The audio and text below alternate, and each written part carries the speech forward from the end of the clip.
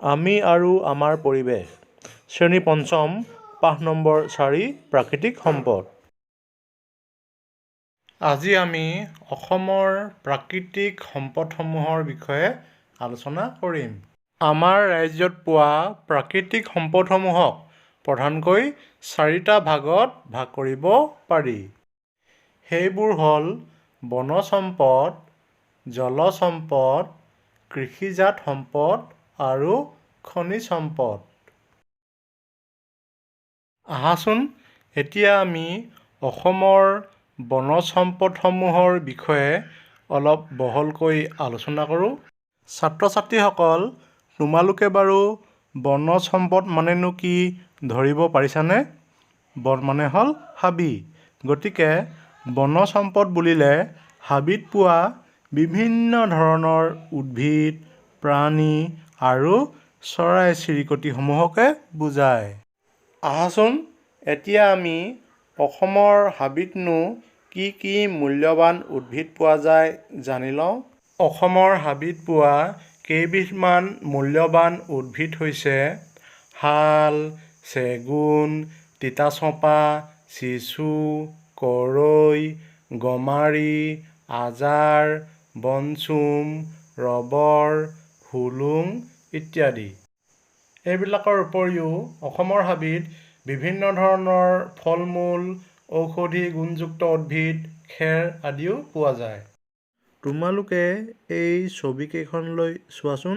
এয়া হৈছে চেগুন গছ,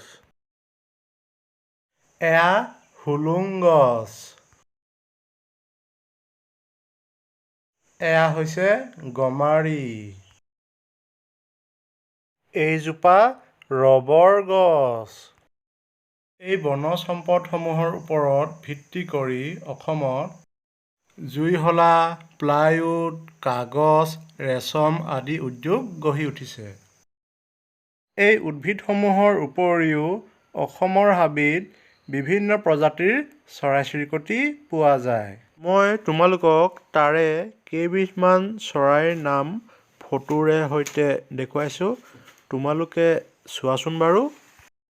তোমালোকে বাৰু এই চৰাইবিধ চিনি পাইছানে? এয়া হৈছে ভাটৌ চৰাই। চোৱাচোন, ভাটৌ চৰাই দেখিবলৈ ইমান ধুনীয়া। তোমালোকে জানানে ভাটৌ চৰাই মানুহৰ দৰে কথা ক'ব পাৰে? এয়া হ'ল মইনা। মইনা চৰাইয়েও ভাটৌ চৰাইৰ দৰে কথা ক'ব পাৰে। এয়া শগুন। শগুন মানুহৰ বৰ উপকাৰী চৰাই। শগুনে জীৱ-জন্তুৰ মৰাশ খাই পেলাই আমাৰ পৰিৱেশ পৰিষ্কাৰ কৰি ৰাখে। এয়া দেওহাঁহ। এয়া হ'ল ফেঁচা। ফেঁচাই দিনত চকুৰে মনিব নোৱাৰে, ই ৰাতিহে দেখে। এয়া ধনেশ। ধনেশ অতি আপুৰুগীয়া চৰাই। ইয়াৰ মাংস আৰু তেল বিভিন্ন বেমাৰৰ ঔষধ হিচাপে ব্যৱহাৰ কৰা হয়। ছাত্ৰ-ছাত্ৰীসকল, এতিয়া তোমালোকে অসমৰ হাবিত পোৱা কেইবিধমান চৰাইৰ নাম নিশ্চয় ক'ব পাৰিবা। এই চৰাই-চিৰিকটি আৰু উদ্ভিদবিলাকৰ বাহিৰেও অসমৰ হাবিত বিভিন্ন ধৰণৰ জীৱ-জন্তু পোৱা যায়। আহাচোন অসমৰ হাবিতনো কি কি জীৱ-জন্তু আছে এবাৰ চাই লওঁ। এয়া হৈছে ঘঁঙৰ। অসমৰ কাজিৰঙাত পোৱা এটা খৰ্গৰ ঘঁঙৰ পৃথিৱী বিখ্যাত।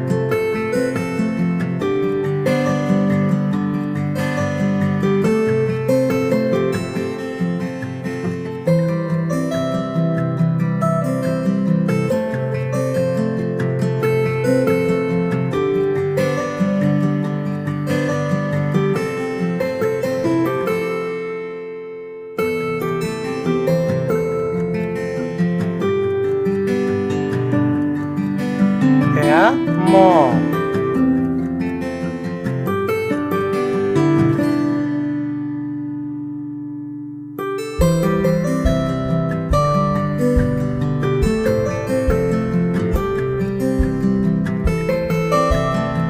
এয়া হৈছে হৰিণ। চোৱাচোন কিমান ধুনীয়া দেখিবলৈ।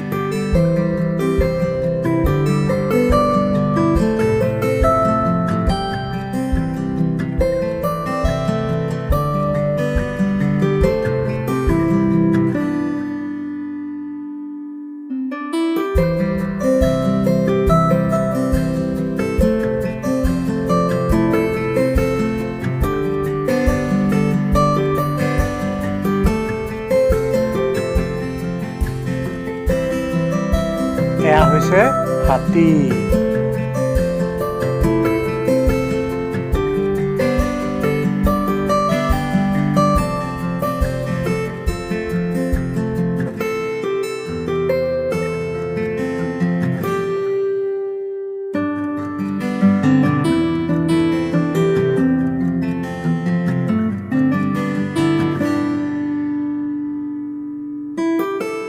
এয়া ঢেকীয়াপতীয়া বাঘ।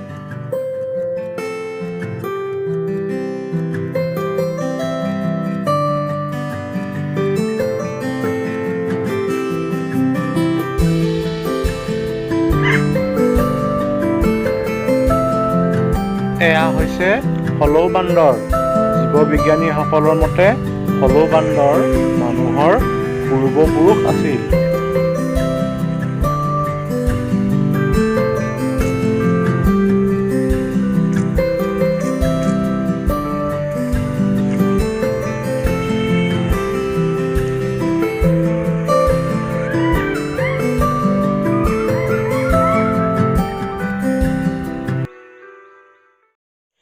এইবিলাকৰ উপৰিও অসমৰ হাবিত বন গাহৰি, বনৰীয়া গৰু, শিয়াল, সোণালী বান্দৰ, ভালুক আদিকে ধৰি আৰু বহুতো জীৱ-জন্তু পোৱা যায়।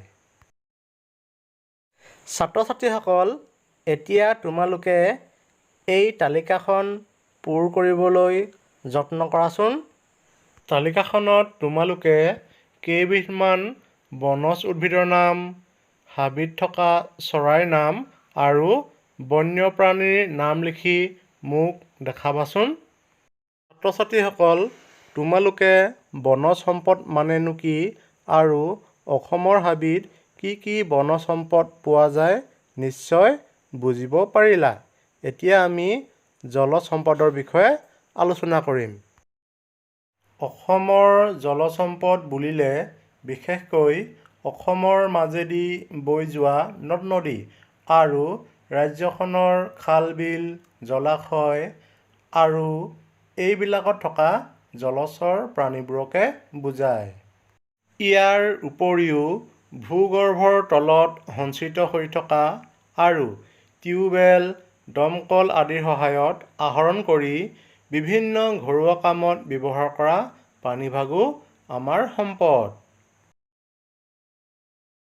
অসমৰ নৈসমূহ। অসমত দুখন প্ৰধান নৈ আছে। নৈ দুখন হৈছে ব্ৰহ্মপুত্ৰ আৰু বৰাক। আকৌ ব্ৰহ্মপুত্ৰ নৈৰ কেইবাখনো উপনৈ আছে। সেয়া হ'ল লোহিত, সোৱণশিৰি, জীয়াভৰলী, জীয়াধনশিৰি, মানাহ, বুঢ়ীদিহিং, দিখৌ আদি। সেইদৰে বৰাক নৈৰ উপনৈসমূহ হৈছে জিৰি, জাতিংগা, সোণাই, ধলেশ্বৰী আদি। অসমত কেইবাখনো সৰু ডাঙৰ বিল আছে। তাৰ ভিতৰত দীপৰ বিল, চান্দুবি বিল আৰু চামগুৰি বিল উল্লেখযোগ্য। অসমৰ নৈ আৰু বিলসমূহত বিভিন্ন প্ৰজাতিৰ মাছ, কাছ আদি পোৱা যায়। সেইদৰে ব্ৰহ্মপুত্ৰ নৈত পোৱা শিহু হ'ল পৃথিৱীৰ এবিধ বিৰল প্ৰজাতিৰ প্ৰাণী। ছাত্ৰ-ছাত্ৰীসকল, তোমালোকে জলজ সম্পদৰ বিষয়ে ভালদৰে বুজি পালানে বাৰু? আহাচোন এতিয়া আমি অসমৰ কৃষিজাত সম্পদৰ বিষয়ে আলোচনা কৰোঁ। কৃষি মানে হ'ল খেতি। গতিকে কৃষিজাত সম্পদ বুলি ক'লে খেতিৰ জৰিয়তে উৎপাদন কৰা বিভিন্ন শস্য, ফল-মূল, শাক-পাচলি আৰু অন্যান্য উদ্ভিদসমূহকে বুজায়। অসমত উৎপাদিত শস্যসমূহ এয়া ধান। ধান অসমৰ মানুহৰ প্ৰধান খেতি। এয়া ঘেঁহু। এয়া গোমধানৰ খেতি। এয়া চোৱা সৰিয়হ। এয়া লাও। চিনি পাইছা নহয় তোমালোকে? এয়া হ'ল জিকা। এয়া হৈছে ভোল। এয়া কোমোৰা। এয়া আলু। এয়া ফুলকবি। এয়া বন্ধাকবি। এয়া চোৱা গাজৰ। ছাত্ৰ ছাত্ৰীসকল, আহাচোন এতিয়া আমি অসমত উৎপাদিত কেইবিধমান ফল মূলৰ বিষয়ে জানি লওঁ। এয়া কি চিনি পাইছা নহয় তোমালোকে? এয়া মাটিকঁঠাল। এয়া মধুৰিআম। এয়া হৈছে লিচু। এয়া চোৱা কল। এয়া কমলা। এইবিলাকৰ উপৰিও অসমত অন্যান্য কিছুমান কৃষিজাত উদ্ভিদো পোৱা যায়। এইবিলাকৰ ভিতৰত বিশেষকৈ আমি চাহ খেতিৰ কথা ক'ব পাৰোঁ। সেইদৰে পাণ তামোলৰ খেতি কৰাটো অসমীয়া সংস্কৃতিৰ এক বৈশিষ্ট্য বুলি ক'ব পাৰি। এইবিলাকৰ লগতে অসমত কিছু পৰিমাণে মৰাপাট, নাৰিকল, কফি, ৰবৰ আদিৰ খেতিও কৰা দেখা যায়। গতিকে ছাত্ৰ ছাত্ৰীসকল, তোমালোকে কৃষিজাত সম্পদৰ বিষয়ে ভালদৰে বুজি পালা নহয়? আহাচোন এতিয়া আমি খনিজ সম্পদৰ বিষয়ে কিছু কথা আলোচনা কৰোঁ। ছাত্ৰ ছাত্ৰীসকল, আহাচোন আমি প্ৰথমতে খনিজ সম্পদ মানেনো কি জানি লওঁ। খনিজ সম্পদ বুলিলে খনিৰ পৰা বা মাটিৰ তলৰ পৰা খান্দি উলিওৱা পদাৰ্থসমূহকে বুজায়। অৰ্থাৎ খনিজ সম্পদসমূহ মাটিৰ তলত পোত গৈ থাকে। বিশেষ উপায়েৰে এই সম্পদসমূহ মাটিৰ তলৰ পৰা খান্দি উলিওৱা হয়। আমাৰ অসমত ৩ প্ৰকাৰৰ খনিজ সম্পদ পোৱা যায়। সেয়া হৈছে কয়লা, খাৰুৱা তেল আৰু চূণশিল। আহাচোন এতিয়া আমি কয়লাৰ বিষয়ে কিছু কথা জানো। কয়লা হৈছে প্ৰকৃতিত পোৱা সবাতোকৈ গুৰুত্বপূৰ্ণ ইন্ধন।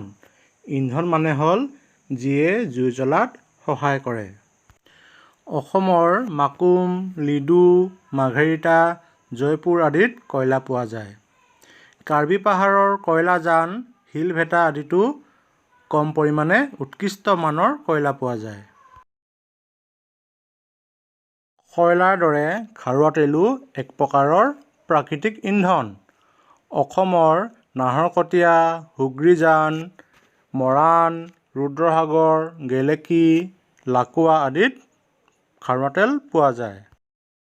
খাৰুৱা তেলসমূহ ব্যৱহাৰ কৰাৰ আগতে শোধনাগাৰত শোধন কৰি লোৱা হয়। অসমৰ ডিগবৈ, নুনমাটি, বঙাইগাঁও আৰু নুমলীগড়ত তেল শোধনাগাৰ আছে। শোধনাগাৰত তেল শোধন কৰি পেট্ৰল, ডিজেল, কেৰাচিন, নেফথেলিন, মম আদি পৃথক কৰা হয় আৰু ব্যৱহাৰৰ উপযোগী কৰি লোৱা হয়। জীৱাশ্ম ইন্ধন মানেনো কি? গছ-গছনি আৰু প্ৰাণীদেহৰ অৱশিষ্টৰ পৰা উৎপন্ন হোৱা ইন্ধনক জীৱাশ্ম ইন্ধন বোলে। কয়লা আৰু খাৰুৱা তেল হৈছে জীৱাশ্ম ইন্ধন। আমাৰ অসমত পোৱা আন এবিধ গুৰুত্বপূৰ্ণ খনিজ পদাৰ্থ হৈছে চূণশিল। অসমৰ ডিমা হাছাও জিলাৰ উমৰাংছু আৰু কাৰ্বি আংলং জিলাৰ কয়লাজান আৰু দিলাই পাহাৰত চূণশিল পোৱা যায়। বিলাতী মাটি প্ৰস্তুত কৰিবলৈ আৰু চক পেন্সিল, দাঁত ঘঁহা দ্ৰব্য, ৰং আদি প্ৰস্তুত কৰিবলৈ চূণশিল ব্যৱহাৰ কৰা হয়। মৰমৰ ছাত্ৰ ছাত্ৰীসকল, প্ৰাকৃতিক সম্পদ পাঠটি অধ্যয়নত সুবিধা হ'ব বুলি আশা কৰি মই এই ভিডিঅ'টো যুগুতাই উলিয়াইছিলোঁ।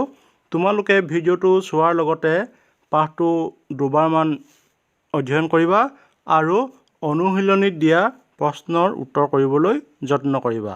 যদি কিবা বুজি নোপোৱা মোক সুধিবা। আজিলৈ আহোঁ।